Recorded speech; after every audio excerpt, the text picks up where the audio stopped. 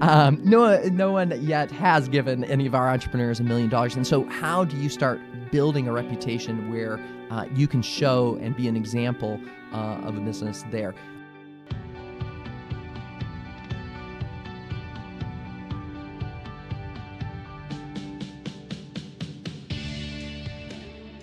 Good morning, good afternoon, and good evening whenever you may be listening, and welcome to Latitude, the 43 North podcast. I'm your host, the voice of the Buffalo startup scene. Actually, that's a title I gave myself. Nobody has called me that, so disregard that. I'm Nate Benson, Digital Media Manager here at 43 North. I'm so thrilled you're listening.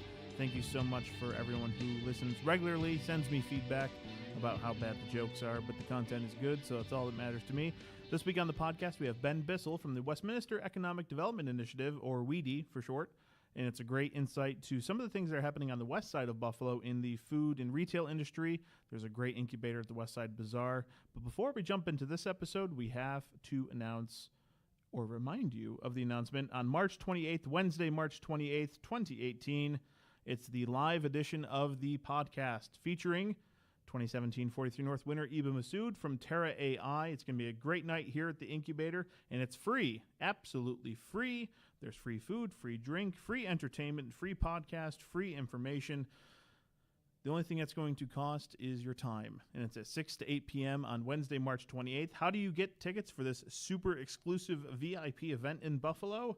Just head on over to the 43 North website or check out 43 North social media on Facebook, Twitter, and Instagram. All the links are there. And this event is sponsored by Citizens Bank. We're so thrilled Citizens Bank jumped on board to support Latitude Live, our live edition of the podcast, which we're so thrilled to be presenting to everybody. We thought it'd be a fun event for everyone to come join and see the podcast live, see me live and sweat bullets and figure out that, oh, he doesn't know what he's doing, but it's still entertaining. Anyway, enough rambling. Make sure you reserve your tickets. This will sell out, so don't be left in the dark. I would really be disappointed about that. All right, let's get to this week's episode with Ben Bissell from WEDI. Ben, how you doing today? I'm doing great. For those who don't know you, give us the quick pitch of who you are and what you do. Well, Westminster Economic Development Initiative is a nonprofit here in Buffalo that focuses on three core areas: economic development, community development, and education. Obviously, for this, we'll pass on some of the community development and some of the education elements and really focus in and hone in on the economic development aspects, which is really empowering low-income and disadvantaged entrepreneurs to be able to scale and grow their companies or start them. How did WEDI get, I guess we'll abbreviate, is WEDI what you guys call it? Or WEDI, not phonetically correct, but we're going with it. WEDI it is. How did WEDI get started?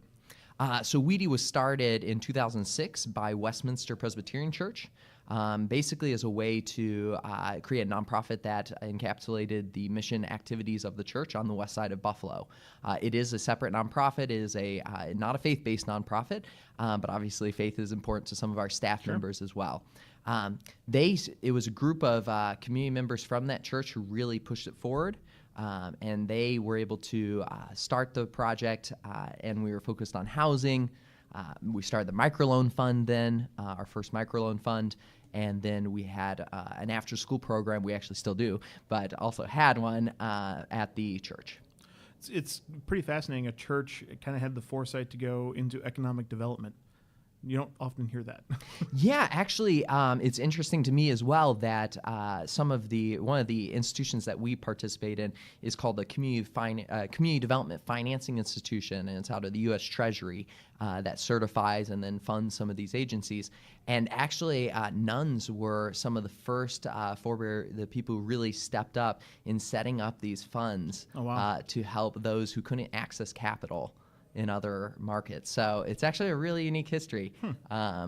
So yes, I agree with you that it often doesn't seem like churches may be involved in these, but sometimes they have been the pioneers of the entire industries.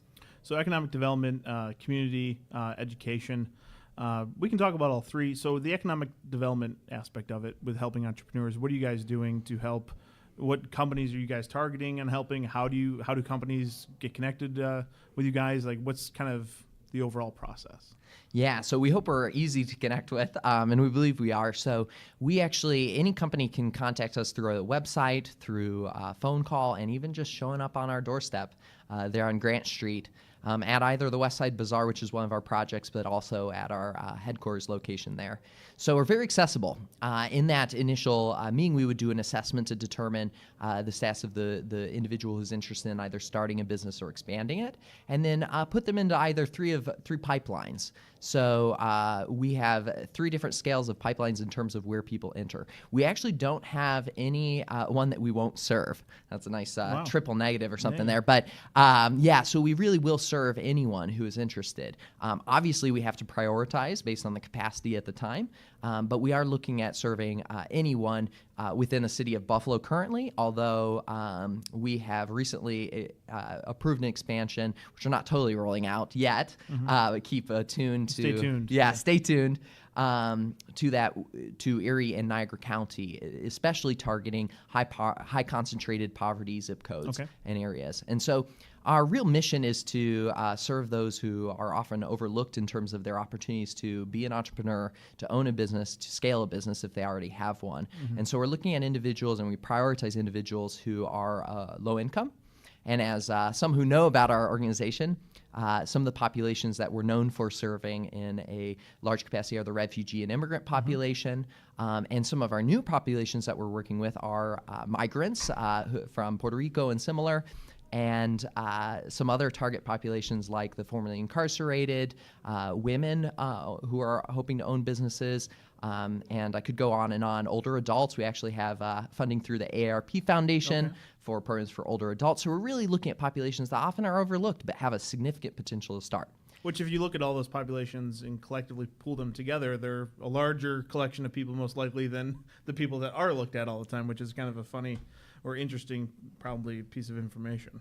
Yeah, that's totally true.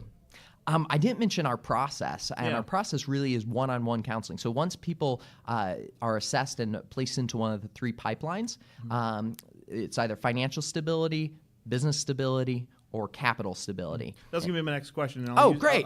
Sorry, I jumped in. No, you're good. Too proactive. I'll use the reference we always use here on the podcast of Nate's Nacho Stand. It's our fictional business here on the podcast. Why would Nate's Nacho Stand come to you guys initially, and what would you do for him? Nate's not just in... I'm sorry. Nacho Stand. Yeah, nachos. Nacho Stand. Okay.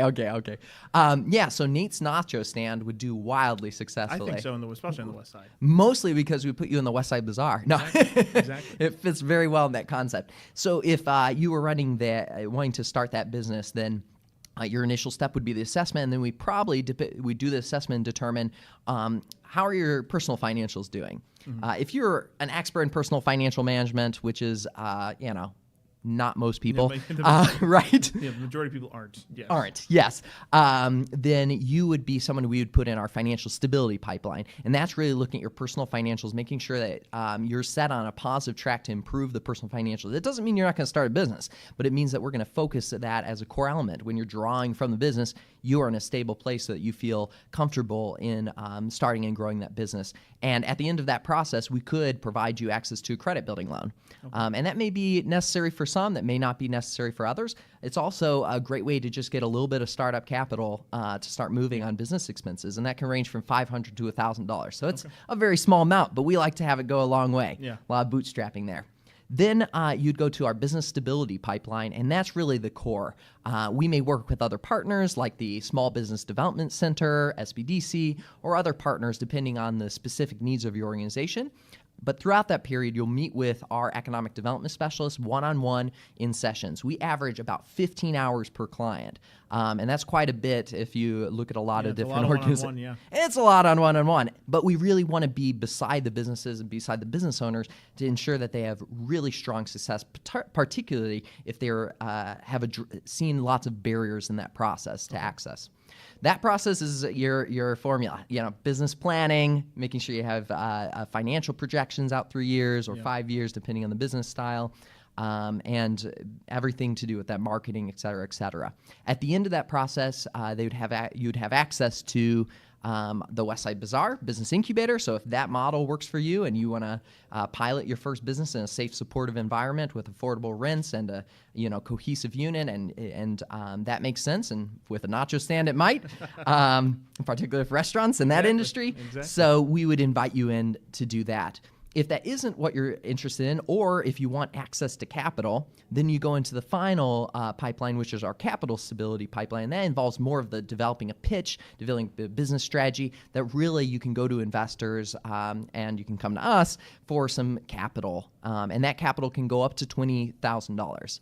So WEDI is also investing in some of these companies as well, too, right? Yep, we're lending to them. Lending. Okay. Yep. Wow, that's quite the process. So I know. Obviously, a few years into this, how are you guys tracking the success of all of this so far?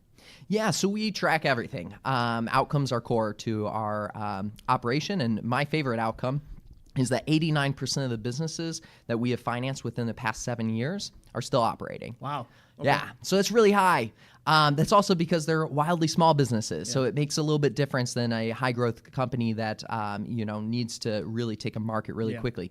These are the future-rich products. They're going to build slow, often, not always, but often build slowly, build capacity, hire people, and build a stable base. And so it's a lot of bootstrapping those companies that work with us. Although we can work, and we may have some announcements in the future about some of the potential partnerships that we'll be tying in for some high-growth opportunities. But yes, it is a rigorous process. One of the things that so that's my favorite outcome. But yeah, it's over 150 companies we've helped start or expand, and that's a minimum. That's based on the data we actually have definitive tracking for. Yeah.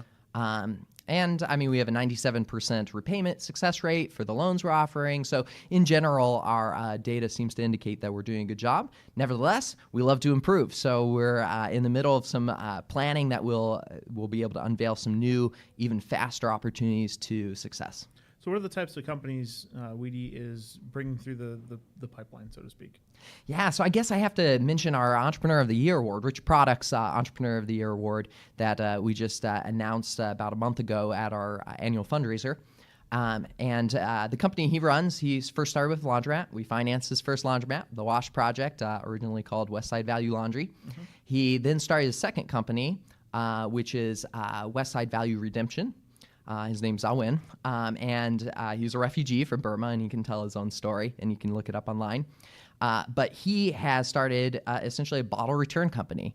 The thing that I love about his company is that he, according to the third-party sources that I can't confirm, you can go to him to ask, is that he has the highest return rate for bottle redemption above Tops and Wegmans in terms of bottle redemption. And if you live in the city, and particularly if you live on the west side, you'll know why. If you've ever seen individuals pushing carts around, those are his subcontractors. And he provides a very healthy environment for them to operate. They go find every bottle. They're cleaning our parks, so it's a positive good for recycling in the city, and they're also able to earn an income oftentimes when they don't even speak any English. And so it's this awesome social good, but also really rigorous business that is doing a good service in our community that's often you're not going to hear about on the news much. Yeah, it's that's fascinating. I wouldn't think, but from a volume standpoint, they'd be able to pull something like that off. Yeah, right. So we actually just recently helped them finance their second location, because if you ever go to their location, it's packed with bottles. Yeah. Wow. What else? What else do you guys have going on? I think the listeners want to hear kind of those success stories. Oh, great. So who else?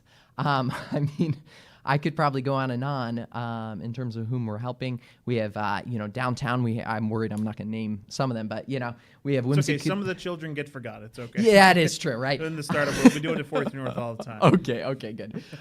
So one that pops into my mind is Whimsy Confections, who's doing artistic and is actually a transplant back to Buffalo, and is doing high-end confections. And I mean, basically every single bite is a piece of art, and that's downtown on Main Street.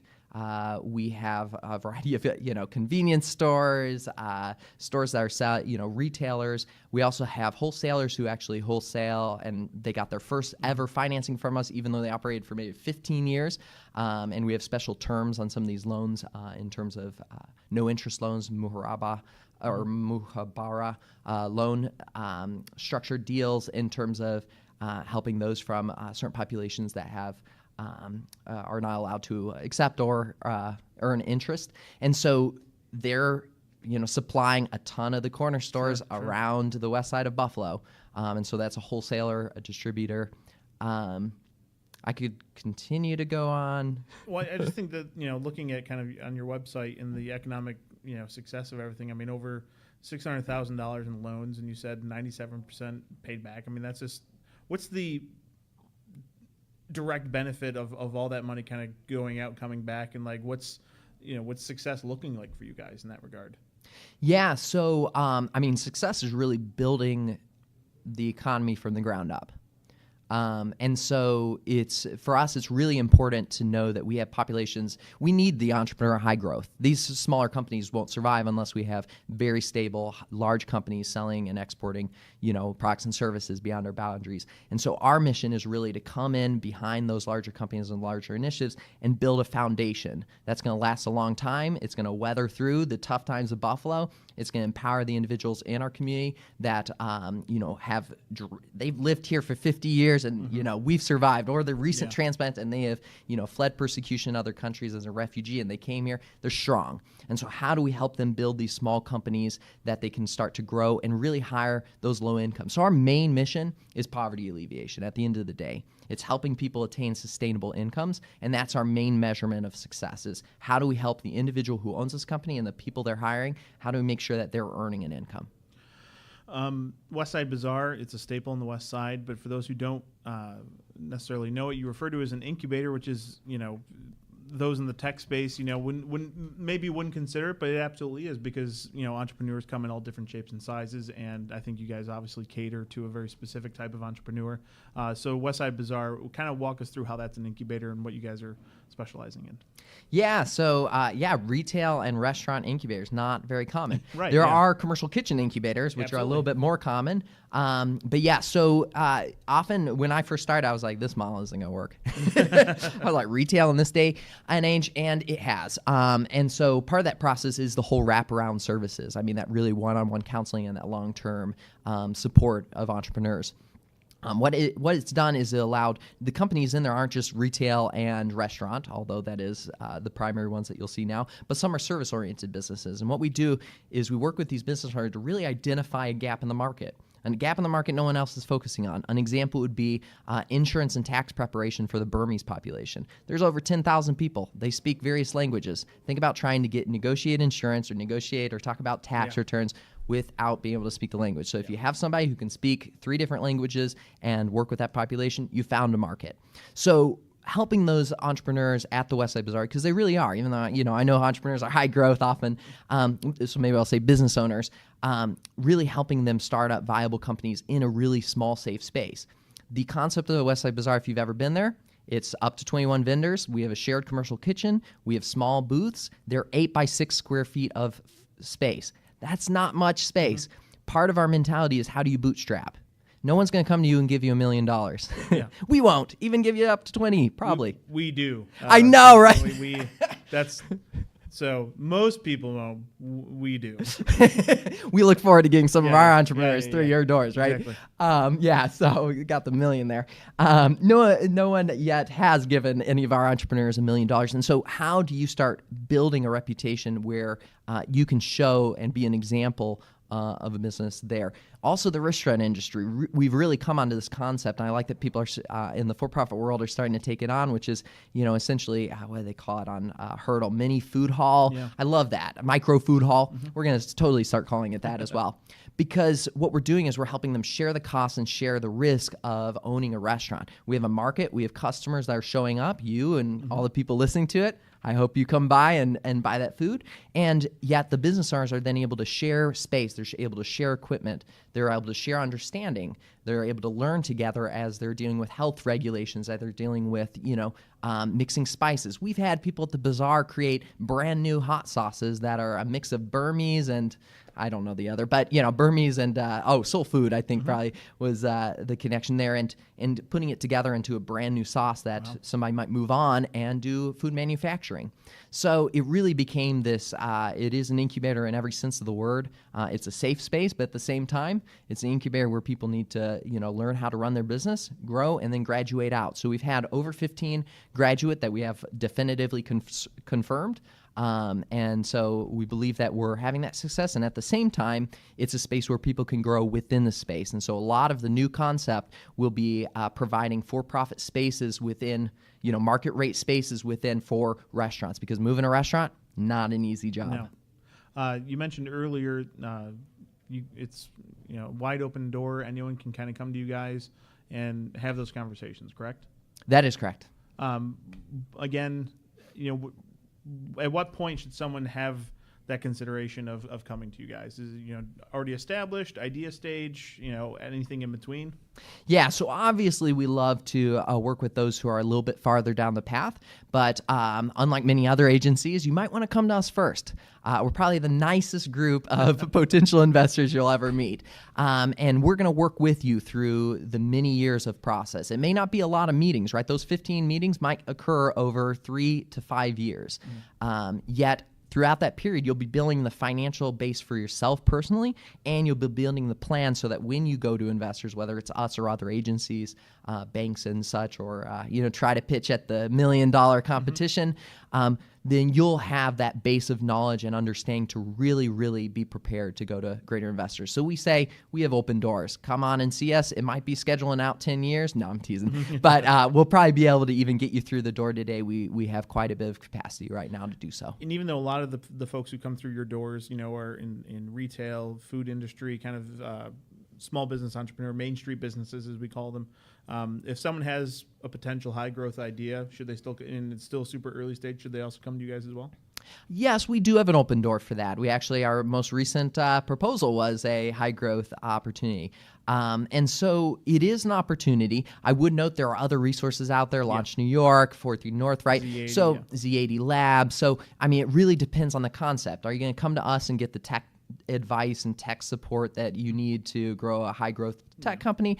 Probably not. But if you're, throwing around an idea, maybe we are the right place. It's worth a conversation. We love to partner. I'm a founding member of the Micro Enterprise Collaborative and also a member of the CDFI Consortium. So there's some groups that are working together to really say, how do we address this systematically? And we have no problem if you walk through our doors and we hear your high growth idea and say, maybe you should go talk to so-and-so. And it can be a soft entry, a great, handshake or high five when you see that other person. So it might make the process easier. So we definitely have an open door, but we don't claim to be all things, all people at this point. What's the end game? What's success look like if in 5-10 years from now you're still part of this, or whatever the case may be, and you look back, what does success look like? Yeah, I think success is in the real numbers. I'm a data nerd a bit, so I think it really is in individual people improving their sustainable incomes, and seeing some of that equity be aligned in terms of people making similar wages.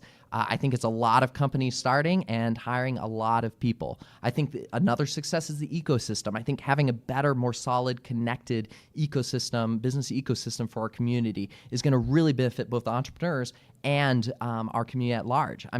I'm employed. I wouldn't be employed if somebody didn't start a company, right? So everyone is in that position. So I think success is really having Buffalo be a base for entrepreneurial character and believing in the least of these as well as those who already show great potential. Ben, if people want to get to know WEDI, how do they do so? Call me. No, go to our website. It's WEDI-buffalo.org. And that's the best place to connect with us and get a feel. Watch our videos, click through the pages, and that's probably the best way. Other option, come through our doors on Grant Street. Well, Ben, thanks for joining me on the podcast. I think it's great work you guys are doing, and we'll catch up with you guys down the road. Sounds great. Thank you for having me. Thank you. I want to thank Ben again for joining me on this episode of the podcast. You can check out more about the Westminster Economic Development Initiative, or WEDI, at WEDIbuffalo.org. That's WEDIbuffalo.org. Go support them. Support entrepreneurs in Western New York. Support them in Buffalo on the west side, east side, north side, south side. I'm all about supporting entrepreneurs, and so should you. And this is one last reminder on the podcast to make sure you reserve your tickets for Latitude Live, the 43 North podcast. It's going to be great. March 28th, 6 to 8 p.m. here at the 43 North Incubator, 640 Ellicott Street, downtown Buffalo. Free drinks, free podcast, free food, free entertainment, free networking. Everything is free except your time. And I'm really looking forward to you guys joining me. It's going to be a great event. Iba Masood, 2017 winner of the 43 North competition, co-founder of Terra AI. They're an artificial intelligence company. And I can promise you she is going to outsmart me almost immediately. I will be neck deep in this one. She's got an incredible story and is a legit genius. So it's going to be a really fun episode. I'm really looking forward to hearing what questions you have for her. There's going to be a Q&A opportunity. So again, the only way to check it out, head on over to 43north.org or 43 North on social media so you can find your tickets and reserve them March 28th, 2018. Latitude Live. For 43 North, I'm Nate Benson. Thank you so much for listening, and we'll see you at the next one.